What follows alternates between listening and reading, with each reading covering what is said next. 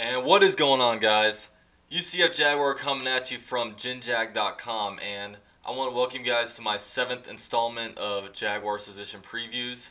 And in this video we are going to talk about the running back situation. Now, I had originally planned on incorporating fullbacks into this video as well, but there's really I want to expand on with both of those position groups, so I'm going to be coming out with a fullback video on Saturday. So for now we're just going to be talking about the running backs. Alright? Cool.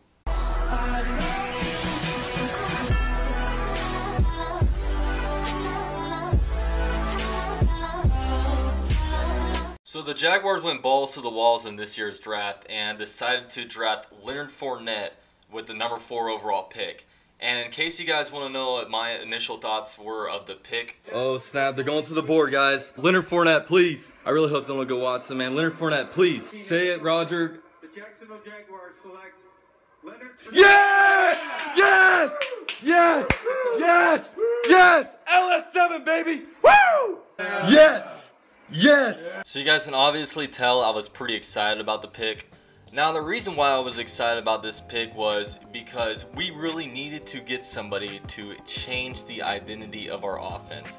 Now last year we didn't really have much of an identity at all. 2 years ago was more of the throw it up and chuck the ball up in the air and have Al Robinson or someone come up and get it, but that didn't work this year, and that's a really hard strategy to be able to win consistently with. Now what the Jaguars did this offseason was they beefed up the defense a lot, and they are trying to incorporate more of a run first kind of team. They moved out the move tight end and Julius Thomas, and they're bringing in a fullback that we are featuring for the first time in our offense since 2014. And we decided to draft a downhill runner like Leonard Fournette. Now you guys all know why I liked Leonard Fournette. It's just this combination of speed, size, and power.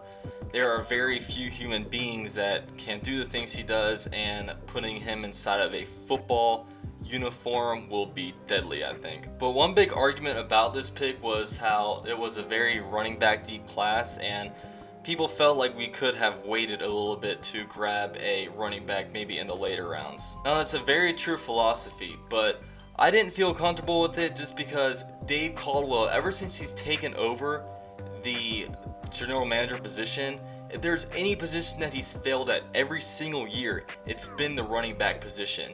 And I just really wanted to draft a guy that I knew would not really be much of a risk, and that I pretty much think that will be able to be a great NFL player. Now let's take a trip down memory lane and see what kind of transactions the Jaguars have made at running back since year 2013 when Dave Caldwell took over. In his very first draft, he decides to draft Denard Robinson with the 5th round pick. He was initially an offensive weapon, but then he turned into a running back. Then that offseason, we let Maurice Jones-Drew walk because he was aging and we were going toward more of a youth movement, and we also let Justin Forsett walk. Now, instead of potentially re-signing a guy like Justin Forsett, we decided to go in free agency and sign Toby Gerhart to a 3-year, $10.5 million deal. Then after an abysmal year from Toby Gerhart, Dave Caldwell decides to draft TJ Yeldon in the 2nd round of the 2015 NFL Draft. Now, if there's one thing that has haunted me and just stuck in my mind since the Jaguars drafted TJ Yeldon, was this statement from Dave Caldwell immediately after the pick. No, you know what? We had 3 guys up there that we felt like could be really good backs for us. The first 2 went in the 1st round, and he was the 3rd. And you know, after that, we felt like there was a little bit of drop off. There were some good players still available at that position, but we felt like to get one of those top 3 guys that we had. Now, the 2 other guys that Dave Caldwell is referring to are Todd Gurley and Melvin Gordon, who both got snagged in the 1st round. But what is so haunting about this is how he thought there was a huge drop off after TJ Yeldon and those 2 other guys. But let's keep in mind, David Johnson went later on in the draft. Tevin Coleman went later on in the draft. Jay Ajayi went later on in the draft. I mean, David Johnson is probably a top 3, top 5 running back in the NFL right now, and he was literally on Gus Bradley's Senior Bowl roster. It really makes you wonder how much we benefited from those consecutive Senior Bowl trips. But fast forward a year and the Jaguars go to free agency and decide to put a fat contract to Chris Ivory, signing him to a 5-year, $32 million deal. And none of the players that I just mentioned since letting Maurice Jones-Drew walk in 2013 has even passed Maurice Jones-Drew rushing total for the year 2013. Now, Jaguar fans have been pretty spoiled by having good running backs. I mean, we had a great running back in Fred Taylor, and we had Maurice Jones-Drew, and man, those days were so much fun. I mean, just 10 years ago, we had both those guys on our roster. But since those guys, it's really been nothing. So really grabbing Leonard Fournette with this pick and just solidifying that position, man, I think that Fournette is really going to be great, and I'm really excited about Leonard Fournette. So he's going to be the new identity of the Jaguars offense, with us moving to a run-first attack and trying to put less of the game on Blake's right arm. And the better the defense gets, I think our team can really start taking leads from the opponent, and our defense can start holding the lead throughout the game. But Leonard Fournette is a clear-cut #1 running back on the team. I would expect him to get around 1,200 yards this year, hopefully add on about, I don't know, 8 to 12 touchdowns. But usually I'm not very bullish on really expecting much out of rookies, but the thing is, the running back position, it really takes the least amount of transition from college to NFL, just because with running backs, it's pretty much all instinct. I mean, you're not gonna really teach or coach a player too much into choosing where to run. I mean, all this kind of stuff has proved to be instinct. But this next part gets pretty tricky, and that's deciding who should be the RB2 on the Jaguars, whether it should be Ivory or whether it should be Yeldon. Now, before I really talk about them, I just want to discuss how bad these two running backs were for us last year. I mean, TJ Yeldon and Ivory, they didn't combine for 1,000 yards.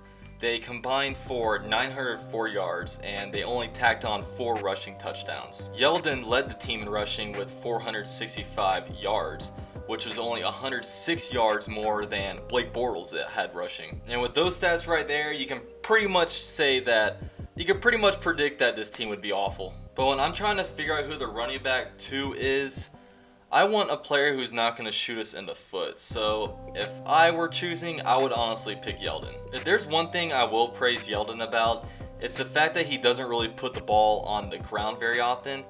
In his 2 years while he's been on the Jaguars, he's only had 2 fumbles and he's only had 1 lost fumble. In the year 2016, Chris Ivory played in 11 games and he had a total of 5 fumbles. That's essentially him fumbling the ball every other game. And if there's one thing I hate about running backs, is I really hate running backs who fumble the ball a lot.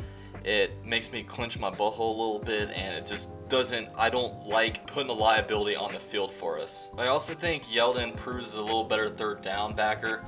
I think that he's a little better at pass blocking, and I also think that he's also better at pass catching if he were to have to run out in the flats and catch a ball and try to make some moves with it. Now, everything other than that, I honestly think that Chris Ivory is the better running back than Yeldon, but I think Yeldon is a lot better of a complement to Leonard Fournette with how he's more of a, zone scheme runner, and Leonard Fournette's more of a gap downhill kind of guy.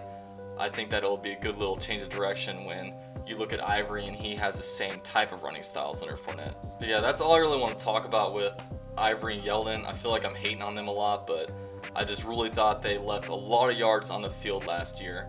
I mean, while our offensive line run blocking wasn't great, I thought there were still opportunities that they failed to capture. Now, a big question is, how many running backs are the Jags going to keep on the roster? Are they going to just stick with these 3, or are they going to have a 4th running back? Now, the big answer to this question is, how much can Corey Grant potentially impact our kick returning game? Now, we can put a guy like Marquise Lee back there, or maybe even D.D. Westbrook, but you never know if they'll keep Corey Grant. Now, a lot of people were big on Corey Grant after he had that game against the Colts, but honestly, I'm not really too big on the dude. I just think he's too small and he's more of a gadget type player. I mean, I can't imagine putting him in there and expecting him to pick up a blitz when a linebacker's coming in or a speedy defensive end. I just can't see him being able to physically be able to handle that. Now, a person who is a potential roster sleeper that could take over Corey Grant is the undrafted rookie free agents that we got out of Oregon State, and that's Tim Cook. Now, I'm not going to go too much into Tim Cook until the preseason starts. I can actually see him play in an NFL game. But our running game is going to be Leonard Fournette. Leonard Fournette is the Jaguars running game. He's going to be the identity of our offense.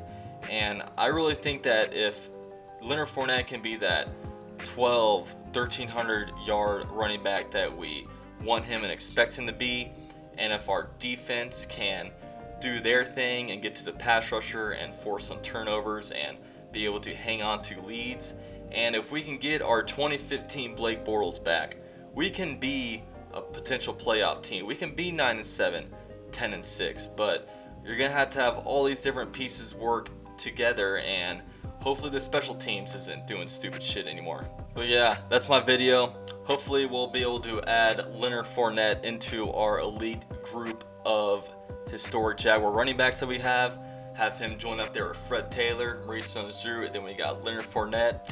That'll be pretty damn dope. And yeah, be sure to sub to my channel for more Jaguars content. It's going to be lit as hell once the regular season starts. And yeah, this is y'all's boy UCF Jaguar with GenJag.com. Say it with me, Leonard. Duval. Duval. Thank you.